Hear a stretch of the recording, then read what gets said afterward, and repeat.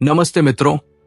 जरा सोचिए, क्या हो अगर मैं आपसे कहूं कि जिन इतिहास की किताबों को हम बचपन से पढ़ते आ रहे हैं, उनके कुछ बेहद महत्वपूर्ण पन्ने जानबूझकर फाड़ दिए गए थे। क्या हो अगर मैं आपको बताऊं कि आज से ठीक 100 साल पहले तिब्बत की दुर्गम और बर्फीली गुफाओं में ध्वनि के विज्ञान या एक ऐसे साउंड कोड की खोज हुई थी जिसे ब्रिटिश साम्राज्य ने पूरी दुनिया से छिपाकर रखना ही सुरक्षित समझा। ये कोई काल्पनिक किस्सा नहीं है, बल्कि एक ऐसा सत्य है जिसे सुनकर आपके रोंगटे खड़े हो जाएंगे। आज हम उस रहस्यमय 99 मंत्रों के कोड पर चर्चा करने जा रहे हैं, जो केवल साधारण प्रार्थना नहीं है, बल्कि साक्षात शिव की शक्ति और ब्रह्मांडीय ऊर्जा को अपने भीतर जागृत करने का एक प्राचीन सूत्र है। ये एक ऐसा विज्ञान है जिसे यदि आपने समझ लिया तो आपके जीवन की हर कमी, हर भय और हर असफलता धुएं की तरह गायब हो जाएगी। तो अपनी कुर्सी की पेटी बांध लीजिए, क्योंकि आज हम इतिहास के उस प्रतिबंधित दरवाजे को खोलने जा रहे हैं जिस पर पिछली एक सदी से टॉप सीक्रेट का ताला जड़ा हुआ था। कहानी की शुरुआत होती है साल 1904 से। ये वो दौर था जब कहा जाता था कि ब्रिटिश साम्राज्य का सूरज कभी अस्त नहीं होता। उस समय भारत के वायसराय लॉर्ड कर्जन की निगाहें हिमालय के पार तिब्बत पर गड़ी थी। इतिहास में इस घटना को यंगेस्ट बैंड एक्सपेडिशन के नाम से जाना जाता है। दुनिया को यह बताया गया कि यह रूस के प्रभाव को रोकने के लिए एक राजनीतिक मिशन था। लेकिन क्या सच्चाई इतनी ही सीधी थी?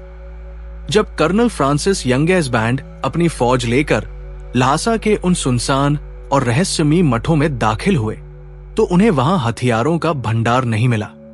उन्हें वहां जो कुछ मिला उसने उनके होश उड़ा दिए। उन्होंने देखा कि तिब्बती लामा, जो बाहरी दुनिया से पूरी तरह कटे हुए थे, कुछ विशेष ध्वनियों और मंत्रों का उच्चारण कर रहे थे। लेकिन ये कोई साधारण पूजा पाठ नहीं था। ब्रिटिश अफसरों ने अपनी निजी डायरियों में दर्ज किया कि उन मंत्रों के उच्चारण से वहां का वातावरण बदल रहा था और वहां रखी वस्तुओं में एक अजीब सा कंपन या वाइब्रेशन महसूस हो रहा था। ये वही प्राचीन विज्ञान था जिसका सीधा संबंध आदि योगी भगवान शिव से था। वे ध्वनियां जो डमरू के नाद से उत्पन्न हुई थी और जिनमें पूरे ब्रह्मांड को संचालित करने की शक्ति थी। अंग्रेजों को यह समझते देर नहीं लगी कि ऊर्जा के हेरफेर, एनर्जी मैनिपुलेशन का ये ज्ञान अगर गुलाम भारत के नागरिकों के हाथ लग गया या दुनिया को इसकी भनक लग गई, तो विज्ञान के सारे नियम बदल जाएंगे। पश्चिमी विज्ञान, जो उस वक्त केवल परमाणु, एटम को समझने की जद्दोजहद में था, उसके सामने तिब्बती साधुओं ने क्वांटम वाइब्रेशन का ये जीवित प्रमाण प्रस्तुत कर दिया था। इसलिए फैसला लिया गया इस ज्ञान को हमेशा के लिए दबा देने का। उन प्राचीन पांडुलिपियों और डायरियों को लंदन के संग्रहालयों के अंधेरे तहखानों में कैद कर दिया गया। सोचिए, जब आप किसी मंदिर में जाते हैं और वहां घंटी बजती है तो क्या अनुभव होता है? एक पल के लिए आपका मस्तिष्क शांत हो जाता है, विचार थम जाते हैं। क्यों? क्योंकि उस घंटी की ध्वनि आपके दिमाग की फ्रीक्वेंसी को बदल देती है। अब कल्पना कीजिए, अगर एक साधारण घंटी ये प्रभाव डाल सकती है, तो उन 99 मंत्रों का कोड, जिसे हजारों वर्षों की तपस्या और शिव की कृपा से खोजा गया था, आपके जीवन में क्या क्रांति ला सकता है? अंग्रेजों को डर था कि अगर भारतीयों को अपनी इस प्राचीन विरासत की वास्तविक शक्ति का पता चल गया, तो वे मानसिक गुलामी की जंजीरों को तुरंत तोड़ देंगे। क्योंकि जो व्यक्ति ऊर्जा के इस खेल को समझ गया, उसे आप डरा नहीं सकते, उसे झुका नहीं सकते। वो स्वयं शिव का स्वरूप हो जाता है। अब हम उस मुख्य हिस्से की ओर बढ़ते हैं जहां मैं उस नियम का पर्दाफाश करूंगा। ये नियम सुनने में बहुत सरल लगता है, लेकिन इसका पालन उतना ही गहरा है। तिब्बत के लामाओं ने इसे शून्यता का नाद कहा था। तो ध्यान से सुनिए, नियम यह था कि मंत्र की असली शक्ति उसके शब्दों में नहीं, बल्कि उन शब्दों के बीच मौजूद खाली स्थान, स्पेस में छिपी होती है। जब हम और आप ओम नमः शिवाय का जाप करते हैं, तो हमारा पूरा ध्यान ओम, नमः और शिवाय शब्दों पर होता है। लेकिन तिब्बत की उन गुफाओं में बैठे योगियों ने अंग्रेजों को समझाया कि असली रहस्य उस सन्नाटे या साइलेंस का है जो ओम और नमः के बीच आता है। उन्होंने इसे अंतराल का सिद्धांत कहा। जब अंग्रेजी वैज्ञानिकों ने इस पर शोध किया तो उन्होंने पाया कि जब कोई साधक इस अंतराल पर ध्यान केंद्रित करता है तो उसकी मस्तिष्कीय तरंगे, ब्रेन वेव्स, अचानक गामा स्टेट में चली जाती है। ये वही अवस्था है जब मनुष्य का दिमाग एक सुपर कंप्यूटर की तरह कार्य करने लगता है। लेकिन अंग्रेज ये नहीं समझ पाए कि इसे नियंत्रित कैसे किया जाए। उन्हें यह तकनीक खतरनाक लगी। उन्हें लगा कि अगर एक आम हिंदुस्तानी जो उस समय उनका गुलाम था ने इस अंतराल को साधना सीख लिया तो उसके भीतर का सोया हुआ शिव जाग उठेगा और एक जागे हुए शिव को दुनिया की कोई भी जंजीर बांध नहीं सकती। इसलिए उन्होंने इस फाइल को क्लासिफाइड घोषित कर दिया। लेकिन अब सवाल ये उठता है कि ये 99 मंत्रों का कोड आखिर है क्या? हम तो माला में 108 दाने जपते हैं, तो ये 99 का क्या रहस्य है? दोस्तों, यही आता है इस स्क्रिप्ट का सबसे गहरा राज। ध्यान से सुनिएगा, क्योंकि ये जानकारी आपको इंटरनेट पर आसानी से नहीं मिलेगी। तिब्बत के उस गुप्त ज्ञान के मुताबिक हमारे शरीर में 100 मुख्य ऊर्जा केंद्र नहीं, बल्कि ऊर्जा के दरवाजे होते हैं। लेकिन जो आखिरी दरवाजा है, जिसे सहस्रार या शिव द्वार कहते हैं, वो अपने आप खुलता है। उसे आप जबरदस्ती धक्का देकर नहीं खोल सकते। इंसान का प्रयास केवल 99 दरवाजों तक ही सीमित है। एक सवा कदम ईश्वर का होता है, शिव का होता है। समस्या यह है कि हम लोग पहले ही कदम पर अटक जाते हैं, क्योंकि हम मंत्रों को केवल बाहरी तौर पर बोलते हैं। वे लामा और साधु अपनी जीभ से मंत्र नहीं बोल रहे थे, वे अपनी नाभि से, अपने उदर की गहराइयों से आवाज निकाल रहे थे। इसे शास्त्रों में पश्यंती वाणी कहा जाता है। अब मैं आपको वो तकनीक बताने जा रहा हूं जिसे 100 साल तक दबाकर रखा गया। ये वही विधि है जिससे आप उस 99 मंत्रों के कोड को क्रैक कर सकते हैं। इसे आजमाने के लिए आपको किसी पहाड़ पर जाने की आवश्यकता नहीं है। आप इसे अपने घर के किसी शांत कोने में बैठकर कर सकते हैं।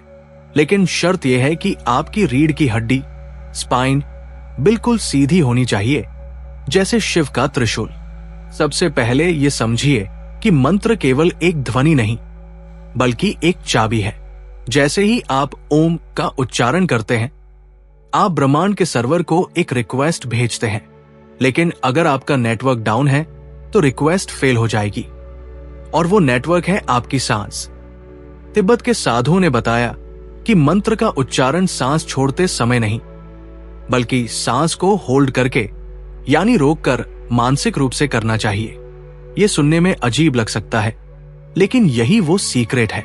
जब आप सांस को अंदर भरकर रोक लेते हैं, जिसे कुंभक कहते हैं, और उस रुके हुए पल में जब आप मानसिक रूप से ओम नमः शिवाय या किसी भी बीज मंत्र का उच्चारण करते हैं, तो वो मंत्र सीधे आपके मूलाधार चक्र पर प्रहार करता है। वो ऊर्जा जो नीचे सुप्त अवस्था में पड़ी है, उसे ऊपर उठने के लिए विवश होना पड़ता है। अंग्रेजों ने देखा था कि जब लामा ये क्रिया कर रहे थे तो -डिग्री की कड़कड़ाती ठंड में भी उनके शरीर का तापमान इतना बढ़ गया था कि उनके ऊपर रखी गीली चादरें सूख गई थी। यह है आपके भीतर की अग्नि, यह है शिव का ताप। लेकिन रुकिए, इसमें एक खतरा भी है जिसे जानना आपके लिए बेहद जरूरी है। अगर आप बिना तैयारी के इतनी प्रचंड ऊर्जा जगा लेंगे तो शरीर उसे संभाल नहीं पाएगा। इसलिए 99 का कोड एक सेफ्टी वाल्व के साथ आता है। वो नियम कहता है, ऊर्जा को जगाओ मत, ऊर्जा को बहने दो। इसका अर्थ क्या है? इसका अर्थ है कि आपको मंत्र को एक रटैरटाए तोते की तरह नहीं बोलना है। आपको हर एक मंत्र के साथ अपनी रीढ़ की हड्डी में एक विद्युत प्रवाह, करंट महसूस करना होगा। कल्पना कीजिए कि आपकी टेल बोन, रीढ़ के निचले हिस्से से एक सर्प जैसा करंट ऊपर की ओर चढ़ रहा है। पहला मंत्र, करंट थोड़ा ऊपर चढ़ा, दूसरा मंत्र थोड़ा और ऊपर। 99 मंत्रों तक पहुंचते पहुंचते ये ऊर्जा आपके सिर के ऊपरी हिस्से तक पहुंचनी चाहिए। अंग्रेजों ने जिस पांडुलिपि को चुराया था उसमें साफ लिखा था कि जब 99 बार ये आघात होगा तो एक 7 बार में साधक का शरीर नहीं बल्कि उसका अस्तित्व गूंजने लगेगा। यही वो चीज थी जिससे ब्रिटिश साम्राज्य खौफ खाता था।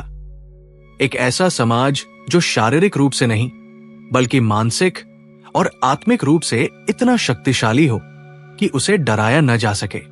उन्होंने हमें स्कूल दिए, क्लर्क बनाने वाली शिक्षा दी, लेकिन इस सेल्फ पावर की विद्या को हमसे छीन लिया।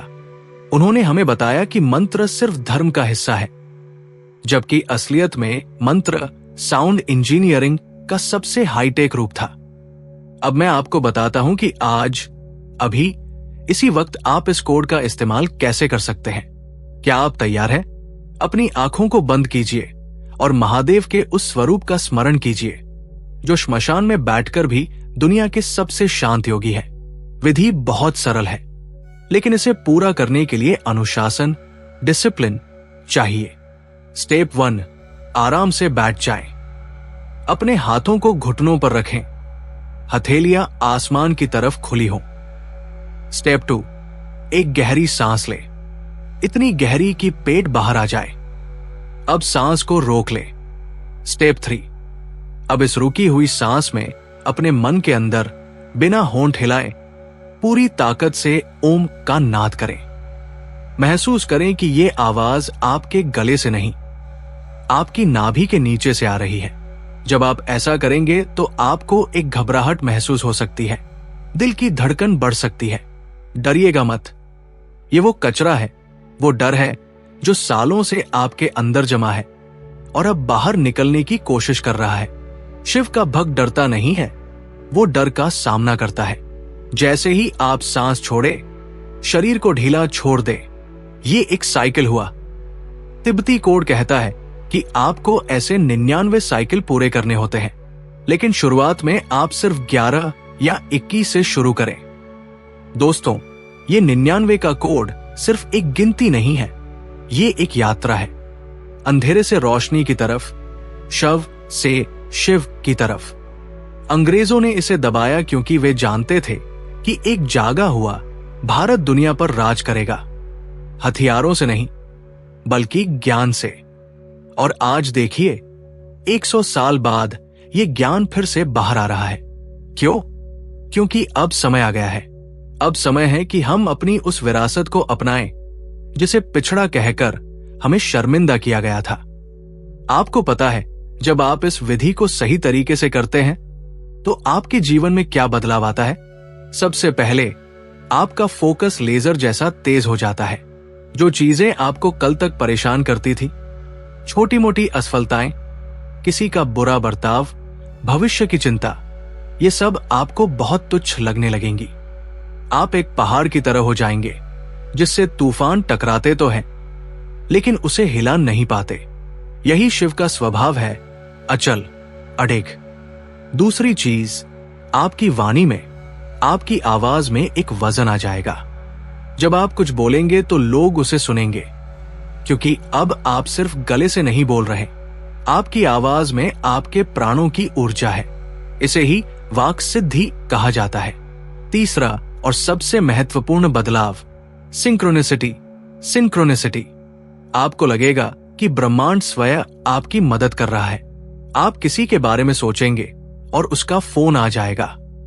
आपको किसी चीज की जरूरत होगी और वो अचानक आपके सामने आ जाएगी।